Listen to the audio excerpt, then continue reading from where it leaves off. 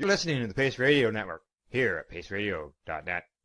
The views expressed by the individuals during this broadcast are their own opinions, and they may not be the same as those of their group or other organizations they may be involved with.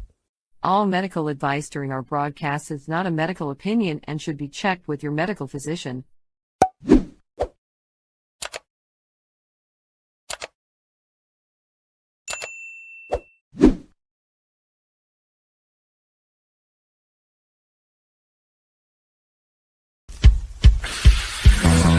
Oh yeah, baby, that's lovely.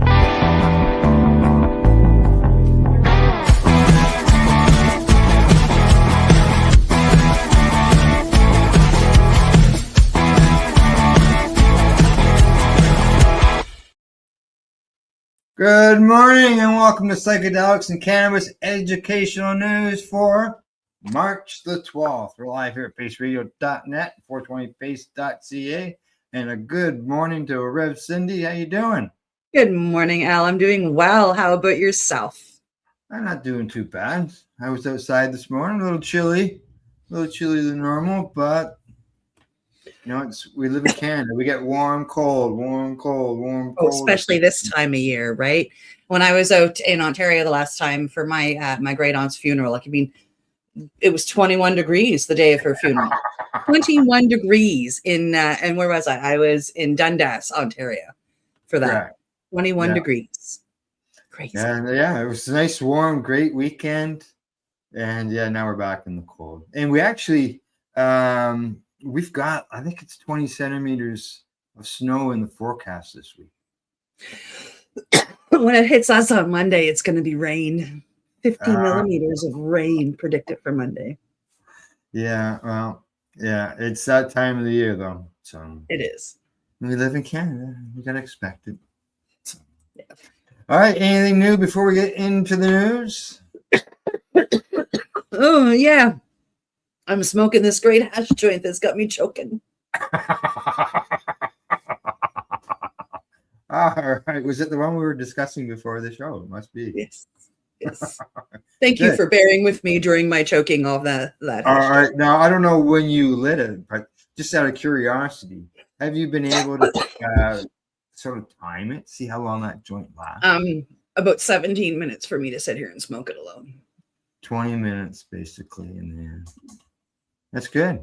20 minutes to smoke a joint. and yeah, and it was, I have an unsmoked one here. Like, it's just this tiny little thing. Just a little tiny thing. What are they, like half grammers or?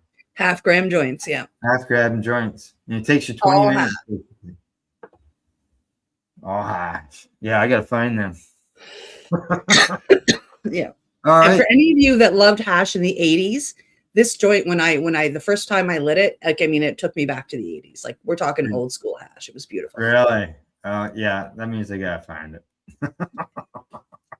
Okay, well, let's get started on the news. Yeah, for sure. Our first story is actually coming to us from my neck of the woods, from halagonia.ca. I think that's a new publication here on the Pace Radio. Police intercept illegal cannabis delivery headed for unlicensed storefront. Pardon me, that hash joint has me a little choked. RCMP Metro Traffic Services have arrested a man for offenses under the Cannabis Act following a traffic stop in Fall River, which is only about a 20-minute drive from me. On March 7th at approximately 10:35 a.m., an officer was proactively patrolling Highway 102 and stopped a southbound Ford F-150 near Fall River. As the driver produced his documents, the officer observed illegal cannabis products inside the vehicle. The driver, who is a 26-year-old man from Truro, was arrested and the vehicle was searched. A quantity of illegal cannabis bound for, they say, an illegal storefront. It was actually an Indigenous storefront. Was seized. Pardon me. The driver is facing a criminal code charge of possession of proceeds of crime and 4 charges under the Cannabis Control Act, which include possession of cannabis over 30 grams, possession of illicit cannabis, possession of cannabis for the purpose of distribution, and possession of cannabis for the purpose of selling. He was released and is scheduled to appear in Dartmouth Provincial Court at a later date. I'm sure there will be a courtroom full of activists when that happens. The Nova Scotia RCMP reminds residents that only licensed cannabis retailer in the province is the Nova Scotia Liquor Corporation.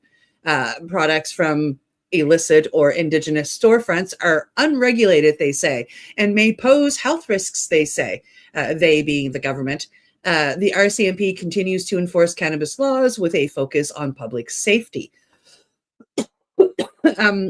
So Al, it's a continuation of the 5 raids that they did, the day or two before that?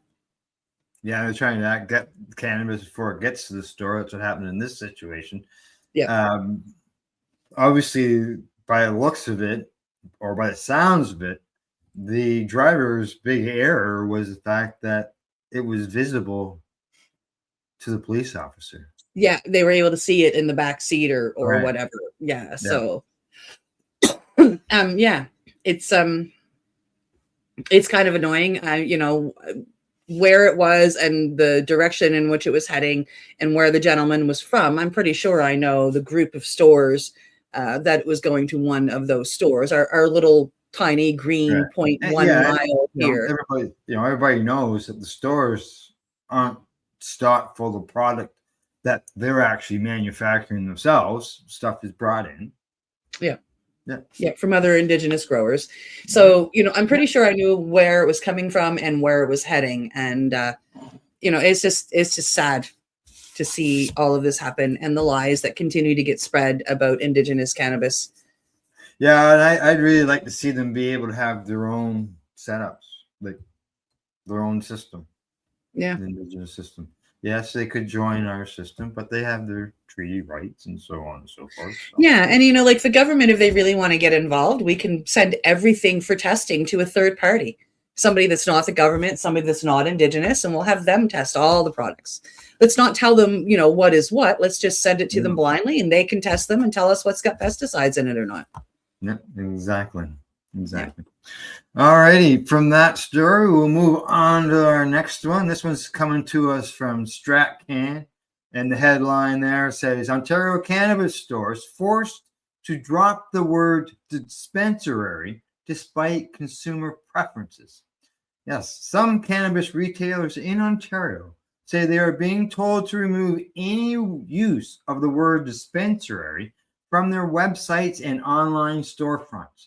The move from the Alcohol and Gaming Commission of Ontario is based on provincial rules and that prevent a cannabis retailer from marketing itself as being associated with medicine, health, or pharmaceuticals.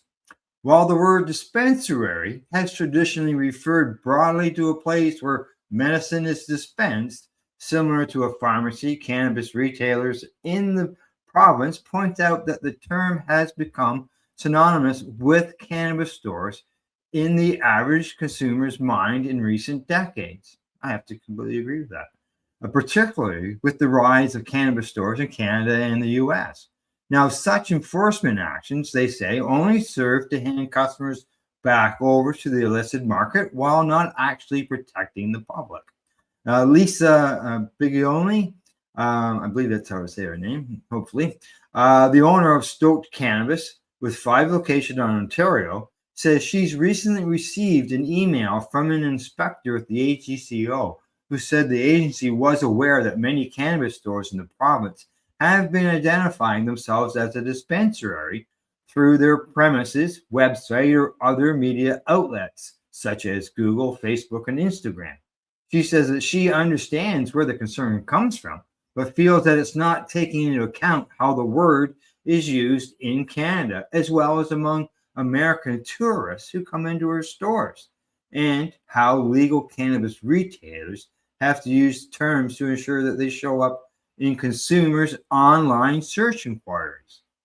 She says that I think it's one of those instances where a word used to used to mean something, but now means something else.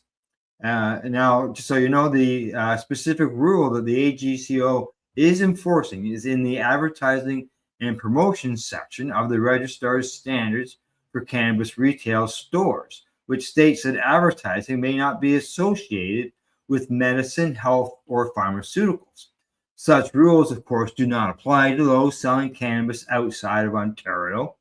Those, especially online retailers, says Owen Allerton. He's the owner of Highland Cannabis in Kitchener.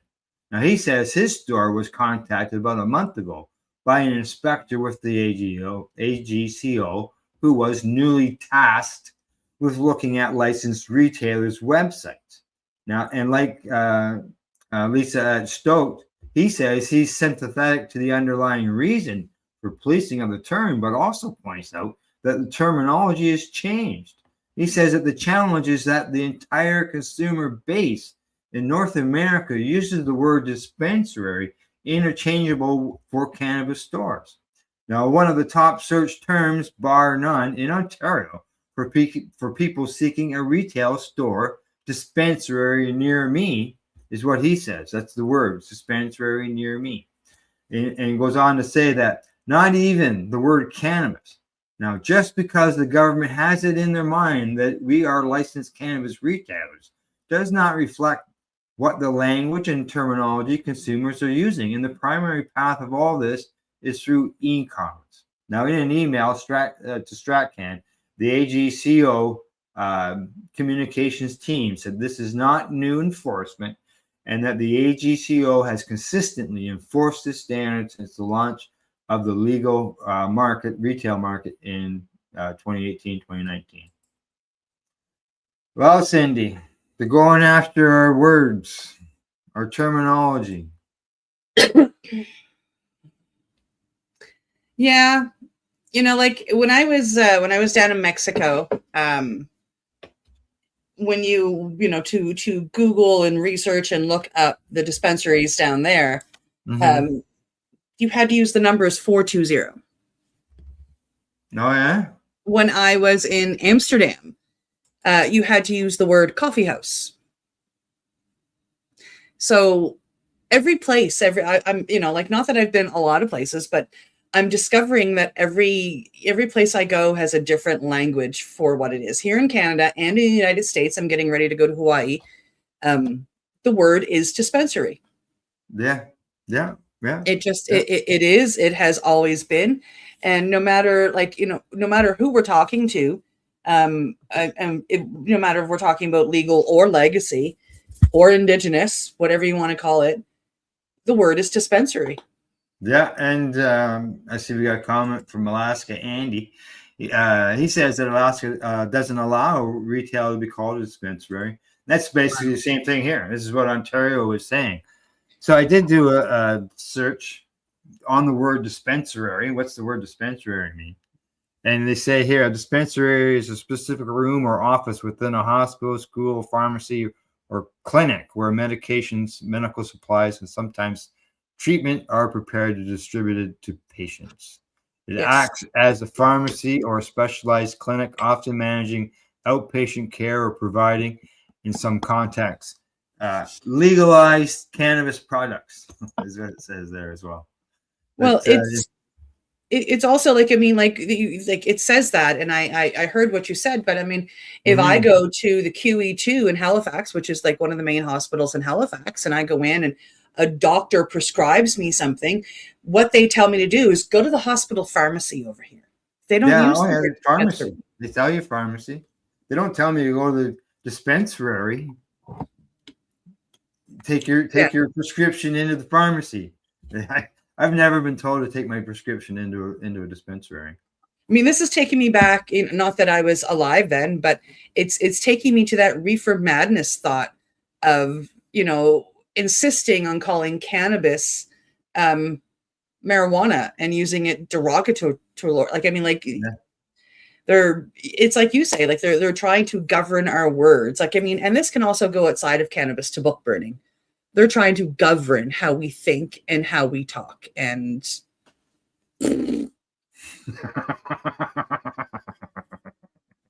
well, I have a couple local dispensaries, just so you know. And I might have found out about a third one. By complete accident, which he's going to go research after the show. Yeah, I can't wait to exactly. hear. I'm curious too. Like, I mean, like maybe it's an old one that shut down that was there years ago. I mean, who knows, right? Like Yeah, yeah. maybe it's brand new and you just haven't like looked over and as you drive by that area pretty much probably every day and seen anything. Yeah, it's on the way to the post office. So. All righty. Shall we go on to the next story? We shall, but I'm going to giggle about that for a second. Okay, I just have to close off some stuff over here. Okay, that looks good.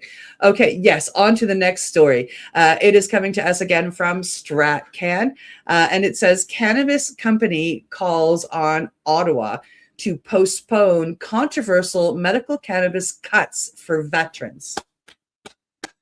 As a veteran who is being affected by this, I am very happy to hear. I know of a number of licensed producers and cannabis companies that are on this, and it's nice to see it being reported on. A major Canadian cannabis producer is urging the federal government to pause planned cuts to the medical cannabis program used by thousands of Canadian veterans. According to StratCan, Aurora Cannabis is calling on Ottawa to delay changes that would lower the reimbursement rate for cannabis prescribed through Veterans Affairs Canada. Under the current program, veterans can be reimbursed up to $8.50 per gram, but a policy change scheduled for April 1st would reduce that ceiling to $6 per gram. The federal government says the change reflects falling cannabis prices in the broader market and could save about $4.4 billion over 4 years, though critics argue that number may not add up. Aurora's senior vice president of government relations, Rick Savoni, argues the government should slow down and conduct proper consultations before implementing the policy.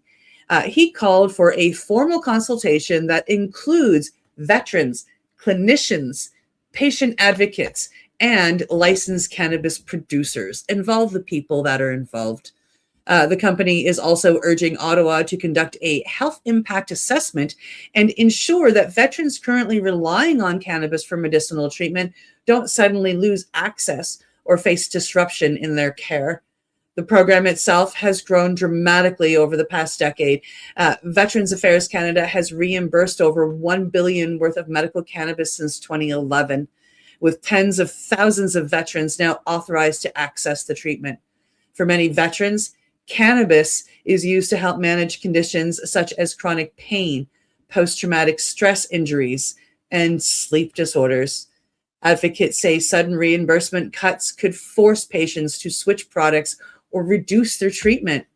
As the April implementation date approaches, the debate is highlighting a larger issue: how governments balance healthcare budgets with patient access to emerging therapies. I don't know about you, Al, but these cuts, especially as somebody who relies on cannabis and is part of this, this is really, really scary to see. Luckily, I mean, I have reviewed what I purchased through VAT Canada, and most of it would fall in under this new amount. But I know people who need the higher dose, the higher THC. They eat hash to help kill their pain, and that costs more per gram. Like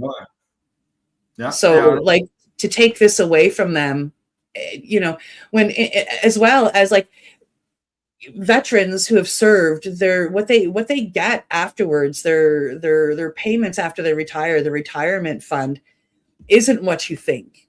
It's not. They have to fight. We have to fight for every penny I get. And I know so many veterans that are homeless or almost homeless, or they can afford their home, but they can't afford food. And now you want them to pay out of pocket for the only thing that's truly helping them, which is the cannabis. And that just disgusts me. I agree. I don't. I think the reduction sucks. It's not good whatsoever. And I have to agree with the quote in here, and I believe it's from Savone. You mentioned the name Savone. Mm-hmm. He says that the lower price ceiling of $6 a gram is based on non-medical recreational market. It's not based on the price. There's medical products that are more expensive than what you're going to get on the Yes. Recreational. And There's many people- that are sold as medicinal only, and they don't Yeah. come in under the $6. Exactly. So it's not right. I'm not hearing like there's this and that comes up. And like you say, there's groups and LPs that are working on this. Let's hope that they can, make change and bring that back. Well, luckily, I work with a distributor who holds my this distributor holds my prescription, and they bring in from a variety of licensed producers. Very lucky that I get choices of producers. I don't just have to go with one. Mhm. And he works with, I think there's 8 or 9 producers that on the products that are actually purchased most by the veterans that are signed up, they've brought the prices down as of April 1st. So we can continue to have the products that are helping us. So if you're a veteran and you're in need of a distributor here in Canada, reach out to me because I will hook you up with mine. There's a quote here from a Dr. Nick Withers. He's a 22-year veteran of the Canadian Armed Forces. He says, many of my veteran patients are finally stable after years of trying different treatments. If reimbursement forces them to switch products based on price rather than clinical response, we risk compromising their well-being after finally identifying medications that are safe and effective. Yeah. Says it all right there. Yep, hardcore. So I've got a number of friends, a number of, veteran comrades that are scared for what April is going to bring for them. Yeah, now I know I had read, I haven't got the article open anymore, but I had read earlier that the other countries that have made adjustments, there's a period of time there for consultation. There's, the discussions, all that stuff. It's not just arbitrarily done. They do their studies. Yeah. They do their studies, which I mean, our government are screaming, well, we can't legalize psilocybin because we haven't done the studies, but you can cut back without doing the studies. Yeah, no. So I'm totally disagree with the decision. I have since the beginning when I first heard about it. So. Yeah, and it's nice to see, especially Aurora. I mean, as we've reported, Aurora doesn't sell their cannabis in Canada anymore. They ship it all out medically. Yeah. And, they've gone completely medical. They ship mostly to Europe. And for them to stand up and say, like, listen, we're not really in this fight, but we're going to stand with the veterans. Yeah. But then we've also got the Loud Plug is standing up. Sativa is standing up. I'm trying to think of some of the other ones. Chocolate is standing up.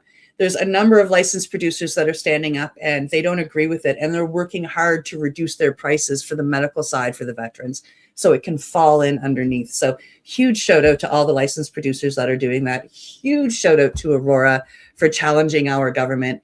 And I hope it all helps and forces a study. Yeah, hopefully, keep fingers crossed. They change their minds. All right, on to our last story before we take a break. And this one here is coming to us from the International Cannabis Business Conference. Headline says, cannabis seeds in German grocery stores is a milestone. It says, allowing legal home cultivation by adults is a fundamental component of a sensible approach to cannabis public policy. It affords consumers the option to save money and control what goes into the production of the cannabis that they consume. Other legal means by which adults can source cannabis legally should also be permitted, but home cultivation should always be an option for reasonable adults. Now, in Germany, they can cultivate up to three plants in their private residences. With national recreational cannabis sales remaining prohibited by the European Union and regional adult use cannabis commerce pilot trials yet to launch in Germany, home cultivation is an important option for consumers. Now, this month, cannabis seeds from Gutmut Stadtgut are on sale at 255 branches of the Nido discount supermarket chain in Berlin and Northeast Germany. Cannabis seeds being sold in grocery stores. Wow. Now, the sale of the seeds to adults through the popular supermarket chain marks a major milestone for Germany's emerging industry, according to the German Cannabis Business Association, which issued a press release this week touting the seed sales and pushing back on criticism by the federal government's drug commissioner. Now, they say that the sale is a milestone for consumer protection and for combating the unregulated black market. Furthermore, home cultivation protects against potential highly dangerous altered and additives and is therefore in the interest of health and consumer protection, stated Dirk Hickbrim. He's the president of the German Cannabis Business Association. Now, he goes on to say that we need to move away from the politics of fear and towards a policy of controlled quality. The sale of seeds at Netto is an important step in the right direction. Guaranteed origin, guaranteed quality, normalization, and destigmatization, I'll get it out, instead of criminalization. Whether it's alcohol, tobacco, or cannabis, instead of checks on private households, we need evidence-based regulation. For cannabis, this requires research and projects on regulated distribution. This is according to Managing Director Michael Griff. He says that according to the German Association of Seed and Plant Protection, the availability of high-quality seeds in brick-and-mortar retail stores is a crucial step towards achieving the legal objectives, promoting safe home cultivation, and effectively combating illegal market structures. Now, they believe that this requires low threshold access, and that therefore that they aim for regulated sales within the framework of scientific research projects. This goal is also supported by the Federal Drug Commissioner by the name of Steek, and however, a political majority within the current governing coalition of the Christian Democrats and Social Democrats is lacking. Well, Cindy, cannabis seeds in grocery stores, yeah, why not? Why not? You can buy vegetable seeds there. Yes. And, I can tell you, I know of a longtime cannabis researcher who calls cannabis a vegetable. Yeah, he does, Dr. Courtney. He also says it's an essential, really essential, but yeah, vegetable. That's what he calls it. So, yeah, cannabis seeds at the grocery store. I can hear a song in that.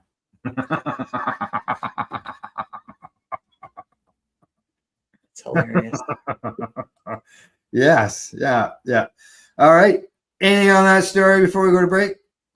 I just think it's great. Like they say that this is, like they're looking at it to help combat the bad people, so to speak, right?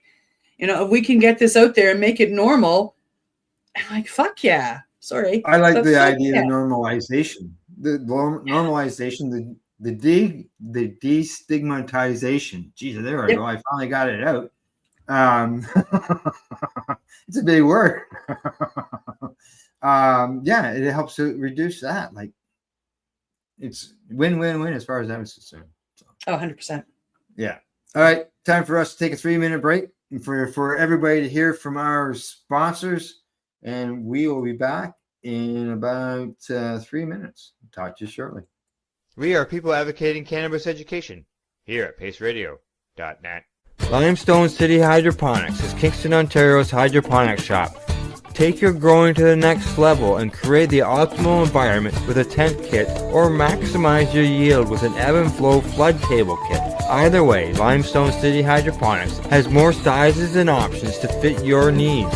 Are you looking for the power of the sun that adapts to your budget? Then look no further, as they have professional grow lighting. They have indoor grow systems that are easy and cost effective, with many options to fit your living space and lifestyle. Cultivate your growing potential. We have everything you need to succeed. And if you can't make it to the store, they offer local delivery to the greater Kingston area. Remember, when you're looking for experts to help you grow, then look no further than the locally owned Limestone City Hydroponics, 105 Sunderland Drive in Kingston, Ontario. Call them at 613-548-0420. Rerolled Saturdays. Check it out. Nothing but non-stop cannabis and psychedelic programming. Find it at 420pace.ca. Enjoy the buzz of legalization with Campbellford Lifestyle Shop. From lights to plant nutrients, books, consumption accessories, and more. We've got all your basics to grow or consume cannabis. Visit our info center or take a look at our piercing services and body jewelry, now available in-store through Campbellford Lifestyle Shop, 17 Bridge Street West, Campbellford. Are you looking to get your medical cannabis grow license? Limestone City Hydroponics can help patients through the process of obtaining their license to grow medical cannabis. What's that? You don't have a doctor. If you meet the medical criteria, Limestone City Hydroponics has a nurse practitioner who can assess and provide medical cannabis prescriptions. What are you waiting for? Contact Limestone City Hydroponics at limestonecityhydroponics.ca or call them at 613-548-0420. PACE Radio is the People Advocating Cannabis Education Radio Network.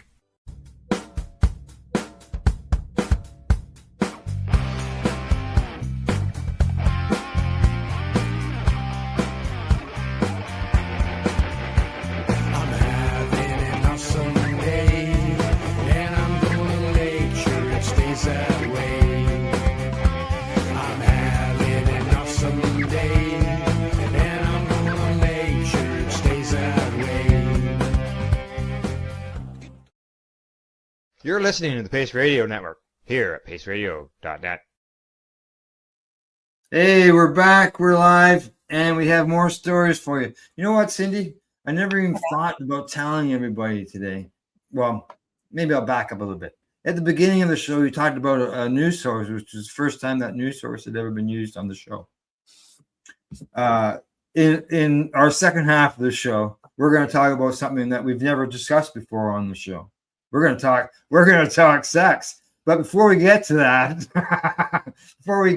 we got three more stories to cover, don't we? We do. All right, let's get them started. Yeah. Our next story is coming to us from Marijuana Moment. Psilocybin helps people quit cigarettes more effectively than the nicotine patches. That's pretty cool. A new study published in a journal on the American Medical Association suggests that psilocybin, the psychedelic compound found in magic mushrooms, may be significantly more effective at helping people quit smoking than traditional nicotine replacement therapy. Researchers from Johns Hopkins University and the University of Alabama at Birmingham conducted a randomized clinical trial involving 82 adult smokers. Participants either received a high dose of psilocybin combined with cognitive behavioral therapy, or they followed conventional treatment using nicotine patches and therapy. The results were striking. At the 6-month follow-up, over 40% of participants who received the psilocybin had completely quit smoking, compared with just 10% of those using the nicotine patches. Researchers wrote that a single psilocybin dose combined with manualized CBT yield a significantly greater smoking abstinence than the standard nicotine patch treatment. Participants receiving psilocybin also smoked about 50% fewer cigarettes per day during the study period, combined with the baseline levels. Scientists believe that psychedelics may help break addiction by temporarily increasing psychological flexibility and allowing people to reconsider deeply imagined habits or self-concepts. The findings add to a growing body of research suggesting psychedelic therapies may have the potential application across multiple forms of addiction, including alcohol and opiate disorders. Well, I know that one for sure. While larger studies are needed before regulatory approval, the results are encouraging for researchers searching for more effective treatments for tobacco addiction, one of the leading causes of preventable deaths worldwide. Well, I think this is pretty cool, Al. So do I. When I saw that headline, I went, "Wow, where does it stop, Cindy?" Yeah, well, I mean, are unreal. Like it helps people quit smoking. Psilocybin can help people with alcohol situations. It can help with so many mental health conditions. It just constantly all the time. Yeah, it's addiction is addiction is addiction is addiction. And when it comes right down to it, post-traumatic stress is addiction. You get injured and you get stuck in that loop, and that loop becomes your identity. And before long, like, you can't leave that loop because that's your identity. That's who you are. I know I've walked that line. My trauma is one of my addictions I've given up. We also know that gambling is an addiction, and it's a mental addiction. So these things can happen. The mental addictions can happen, but addiction is addiction is addiction. And cannabis and psychedelics can help if they are used properly with reverence and respect. Because I know people that are psychologically addicted to cannabis, they can't go without it because it's become their identity. Like they ask them to take a tolerance break and they'll have a panic attack. And so that's a psychological addiction, right? Yeah. It's just unreal, the stuff that keeps coming out of these mushrooms, and it's really amazing. So cool. Something has to give so that they can become more medically available for people. That's for sure. So I agree. Alrighty, we're gonna move from psilocybin onto not only did that story surprise me, but this next story also surprised me some. Because I wondered, would it ever happen? But it has happened in a large place, and here we go. This is coming to us from Mugglehead magazine, and the headline says Gen Z preferences and health concerns cause vapes to overtake flower in California. Now, consumers in California now buy more cannabis vaporizers than traditional flower, marking a big shift in the state's booming yet troubled cannabis market. This significant change was highlighted in the latest data from the state's Department of Cannabis Control, tallied at the end of February. The change began in mid-2025 when vape sales edged out flower for the first time, and the gap continues to grow. Now, according to Headset data shared with the publication the SF Gate, which was the San Francisco Gate, the climb in vaporizer sales has been largely propelled by Gen Z consumers who prefer vape pens above all. These shoppers like vapes because of their ease and discretion. They slip into your pockets, produce less smell, and let users control doses precisely. Many state residents feel that these devices deliver a cleaner, more enjoyable hit than smoking flower. They can heat cannabis oil without burning it, cut out harmful smoke, and preserve flavorful terpenes that give strains their unique taste. Now, several users in California have been switching to vapes to avoid lung irritation from joints or pipes. Moreover, health experts note that vaping skips combustion toxins, making it smoother for daily use. However, quality cartridges matter to avoid contaminants. Now, tech devices also fuel this boom. Modern vapes feature smart temperature controls that improve flavor and effects without waste. They are continually becoming more advanced. Now, they also say that pre-filled cartridges and disposables make consumption hassle-free, appealing to busy lifestyles in cities like Los Angeles and San Francisco. Now, California also enforces strict testing for vape devices, ensuring safer materials and banning synthetic flavors, which builds trust. Now, this trend is having a major impact on the industry as legalization spreads in the United States. Vapes will dominate nationally, driven largely by Gen Z preferences and focus on lung health. Well, Cindy, the at one time they were all worried about vapes. People were getting popcorn lung. Now that's what I was sitting here like kind of saying to myself when you were reading the story. Now we don't hear about it anymore. Now, is that because the fact that they got stuff like hypoglycerol and things like that, another big word I can't pronounce, out of, they're not in that in the products like it was in the beginning? Yeah, like that's what I have to think, that now I have had products that have they taste like they have VG in them, which is the vegetable glycerin, which isn't what they claimed caused the popcorn lung, but it's still gross. And then I've had like this guy here.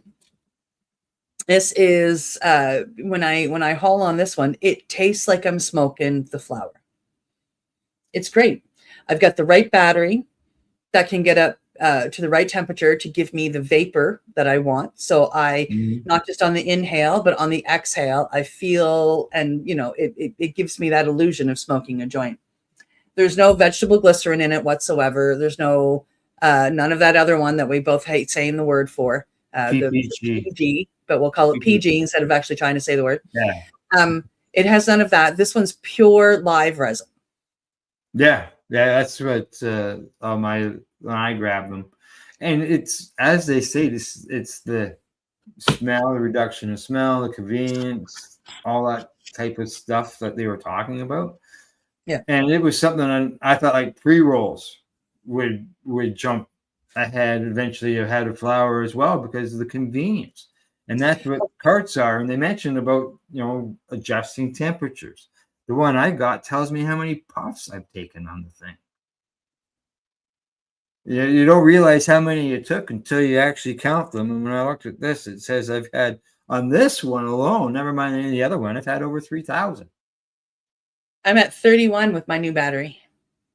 31, just okay, 31, not 3,100. I only got this when I was in Toronto, so yeah, okay. That explains that. Yeah, so like the story says, all that is convenience, everything. Now, some people don't find them as effective. I've seen some people talk about it being like a 15-minute buzz, and that's about it, if that. I wouldn't say it's a 15-minute buzz. I say the buzz from pulling on a vape, and I say this with a flower vape as well, is different than smoking a joint. Yeah. Oh, yeah. Big time. And same as dabbing. Dabbing is different than smoking a joint. Yeah. So it depends on what you're looking for. If that's good for you, I think that this is wonderful. If I've got anxiety, if I'm in a crowded place, I will lean on this.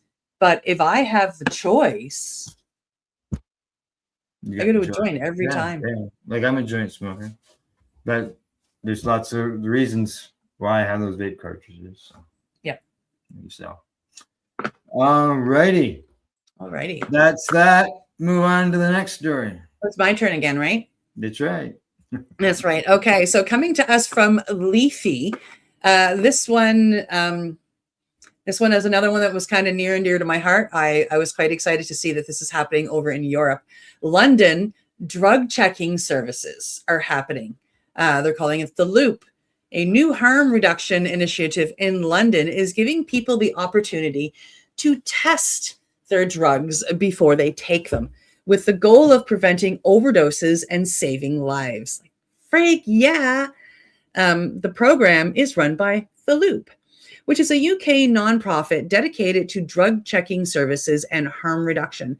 The organization allows individuals to anonymously submit small samples of their substance so experts can analyze the chemical composition and then warn users about dangerous contaminants. And this has served so well here in Canada. Dana Larson does this out in Vancouver. And I actually know people that it has saved the lives of. It's such an amazing service to have. Drug checking programs have gained attention in recent years as synthetic substances and unknown additives have become increasingly common in the illicit markets. When people bring samples to the loop, chemists analyze them and provide information about what is actually present, sometimes revealing substances far different from what users expected. The service also issues public alerts when particularly dangerous compounds appear in circulation. Supporters say these programs represent a practical public health approach. Instead of focusing solely on enforcement, drug checking services aim to reduce the risks associated with drug use by providing information and encouraging safe behavior. Research on similar programs suggests that when people learn their drugs contain unexpected or dangerous substances, many choose to reduce their dose drastically or discard it completely. Critics argue that such services could be seen as condoning drug use. Absolutely not. But advocates counter that the goal is simple: keep people alive. In an era where drug markets increasingly contain potent synthetic substances such as fentanyl, harm reduction strategies like drug checking are becoming a very important tool in public health responses to overdose crisis. Well, Al, we've seen the beginnings of these things here in Canada, whether it be through Dana Larson doing this exact thing, or people like, our dear friend Neil, who started, the Cannabis Substitution Project, which I'm excited to maybe see Europe adopt eventually as well. Yes, I think it's great to see that they have gone and done this. And the fact that it is funded by councils, it says funded by Hackney and Camden councils and supported by the Metropolitan Police. The police support this as well. And not only that, they say that where did it go? They say it is a free, confidential, non-judgment service. It's provided monthly. The consumer takes the substances to the service base, surrender them to an amnesty box. About an hour later, they return and receive individually tailored consultation with a health professional. Nice. So it also brings people in off the street. Maybe people live on the street, maybe they don't, but it brings people in to get where health services are available. Yep. Yeah, exactly. So, yeah, things like what Insight has been doing out west, helping with people get off of the street drugs and so on and so forth. I'm just looking for something that I saw online this morning, but I just can't see it right this second, so I won't worry about it. But yeah, it was a report that was put out that says that safe injection sites don't do any good, that they are detrimental. And I'm thinking, how Insight's got this huge record of saving people's lives, never having any deaths, but they're turning around and saying that these places don't work. Well, another one of our hosts here on the network, he spoke up in Richmond, BC, because Richmond is mostly an Asian area.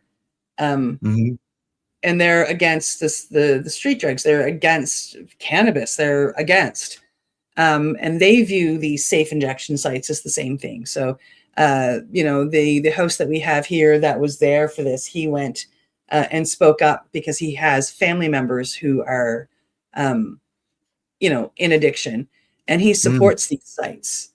And I just find it shocking that people would rather watch people suffer than help them, and it's these safe injection sites don't just give people a place to go do their drugs. There is somebody there on staff, so if an overdose happens, these people can be helped. They supply clean needles to stop the spread of disease. They supply clean pipes for the same reason, and then they also offer counseling and ways out help to find sober living spaces and to, walk through programs. So, I mean, as much as that, yeah, they give people a place to go to use, it's a safe use where they are protected and where they are looked after and where there is a hand out to help them if they desire. And they save lives. At Insight, in a 20-year period, talking about saving lives, overdoses reversed 12,000.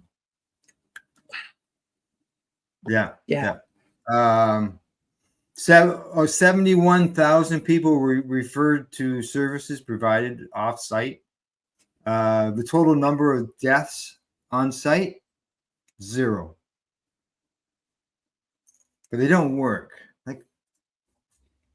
I posted this information on. This is actually our. You just told us about 87 lives saved, 87,000 lives saved. Exactly. So I posted this on the link of this conservative member who's posting this other stuff, and people are liking my comment because of the fact that I'm using facts and figures instead of just copying and pasting some information and not supplying a source, which I did provide. If anybody's questioning me, so it's bad. All right, from that we're going to move on to something that maybe people like to talk about, and that's sex. Yes. All right, as I said, it's the first time we've ever talked about sex here on the news, but here we go. Here's the story. It's coming to us from Marijuana Moment, and the head come on, there it is. The headline there says, marijuana may be a gateway to woman's orgasm in sexual health treatment. Scientific analysis find. Cannabis may be a gateway, but not in the stigmatized way it's being portrayed by prohibitionists as a stepping stone to other drugs. Rather, a growing body of scientific literature signals cannabis is a gateway to woman's orgasm. That could hold significant therapeutic potential in the treatment of female orgasmic disorder or difficulty, according to this new research paper. Now, for the analysis published in the journal Current Sexual Health Reports last week, clinical sexologist Suzanne Mulvihill discovered how, even though FOD affects an estimated 72% of menopausal women, there are currently no drugs approved by the Food and Drug Administration to treat the condition, and cannabis represents a novel therapy that could fill the treatment gap. It says here that psychiatrists have traditionally been trained to define legitimate prescribing primarily through formulated, regulated pharmaceutical pathways, even while routinely prescribing medications off-label for FOD. And cannabis falls outside this conventional framework, according to the report, which goes on to say that recognizing its therapeutic value, therefore asks psychiatry to broaden its understanding of what constitutes medicine and evidence-based care, particularly for conditions that lack effective conventional pharmacological options, such as this. Now, Mulvihill emphasized that incorporating cannabis into sexual medicine will require openness to recognizing it as a therapeutic ally and developing clinical competence in its response use, while rejecting antiquated framing that's required cannabis as a gateway to dangerous drugs that must be avoided at all costs. Now, female orgasmic disorder or difficulty remains one of the most prevalent yet least adequately treated conditions in women's health, according to the report. Now, the absence of FDA-approved pharmacological treatments combined with limited effectiveness of existing psychological and behavioral interventions reflects a fundamental mismatch between the complexity of orgasmic difficulty and the scope of most current treatment models. The evidence review demonstrates that cannabis occupies a uniquely promising position within this gap. The analysis points to 5 decades of research into cannabis that's demonstrated consistent associations with improvements in orgasm frequency, ease, and satisfaction, while simultaneously reducing anxiety, innovation, cognitive distraction, and bodily disconnection, which are core barriers to orgasmic function. And integrating cannabis into sexual medicine represents both a clinical and a cultural shift, according to the authors, who also go on to say, what distinguishes cannabis is not merely its ability to improve a single symptom, but its capacity to therapeutically influence multiple orgasm, facilitating and orgasm inhibiting processes, simultaneously aligning with the multi-dimensional nature of female orgasmic disorder difficulty. There we go. Benefits in cannabis to help with that as well. Help the women of our lives who, as I say, 72%. That's a large amount of women who are having difficulty, and I think they said premenstrual times. Yeah, well, it's not just that. It's also during perimenopause and menopause. Like, even for those of us that didn't have that difficulty on the earlier age, we have that difficulty as we approach perimenopause and menopause. You know, and as somebody who's in menopause, I mean, when I go to the doctors about it, you know, whether it's breast health or orgasm health, you know, like the answers I get given on a regular are, we don't know much about the female body and we don't really know what to tell you. And, you know, here's some KY jelly, use that, it might help. You know, and that's pretty much what they give us. And it's normally by a man who's really uncomfortable talking about the fact that I can't have an orgasm. Yeah, it's something that really needs to be talked about. It needs to be talked about, you know, without all the silliness, and it needs to be talked about as a, you know, an actual medical disorder. You know, they got medicines for ED.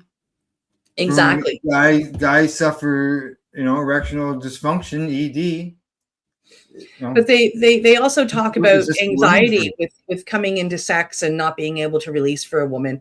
Well, I mean, that comes a lot with like a woman's body. Like when we're leading up to having our menstrual cycle, like we secrete stuff that doesn't smell good. Men will make comments about that. You know, as we get to perimenopause and menopause, one of the side effects is swamp crotch, as we lovingly call it.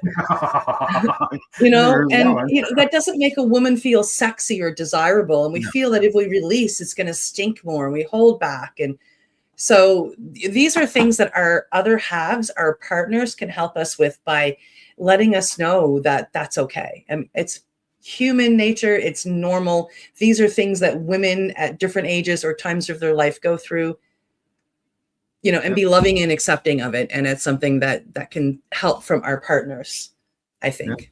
Just to throw it out there for all the guys. All the guys. All right. Okay. Well, there we go. Got all our stories covered for the day. Talked about a few things we haven't talked about in the past. But anything else you want to mention before we go, before we sign off?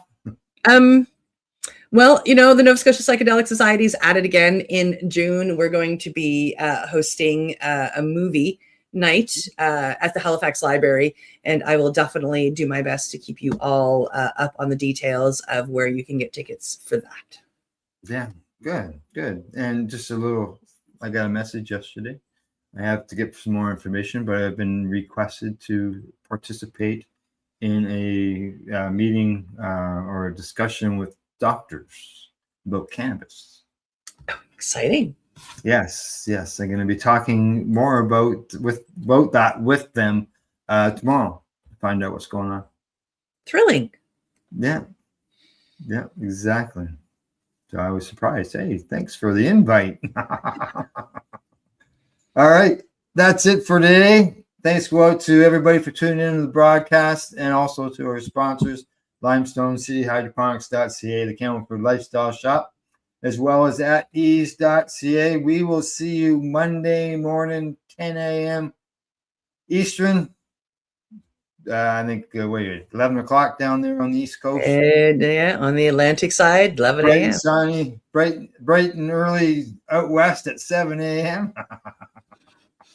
But other than that, as I always say, don't forget to educate, medicate, and do not incarcerate. You're listening to the Pace Radio Network here at paceradio.net. The opinions of the individuals during this broadcast are their own, and may not be the opinions of their group or other organizations they may be involved with. All medical advice during our broadcast is not a medical opinion and should be checked with your medical physician. Enjoy the buzz of legalization with Campbellford Lifestyle Shop. From lights to plant nutrients, books, consumption accessories, and more, we've got all your basics to grow or consume cannabis. Visit our info center or take a look at our piercing services and body jewelry, now available in-store through Campbellford Lifestyle Shop, 17 Bridge Street West, Campbellford. Limestone City Hydroponics is Kingston, Ontario's hydroponics shop. Take your growing to the next level and create the optimal environment with a tent kit, or maximize your yield with an ebb and flow flood table kit. Either way, Limestone City Hydroponics has more sizes and options to fit your needs. Are you looking for the power of the sun that adapts to your budget? Then look no further, as they have professional grow lighting. They have indoor grow systems that are easy and cost effective, with many options to fit your living space and lifestyle. Cultivate your growing potential. We have everything you need to succeed. And if you can't make it to the store, they offer local delivery to the greater Kingston area. Remember, when you're looking for experts to help you grow, then look no further than the locally owned Limestone City Hydroponics, 105 Sunderland Drive in Kingston, Ontario. Call them at 613-548-0420. We are people advocating cannabis education here at paceradio.net.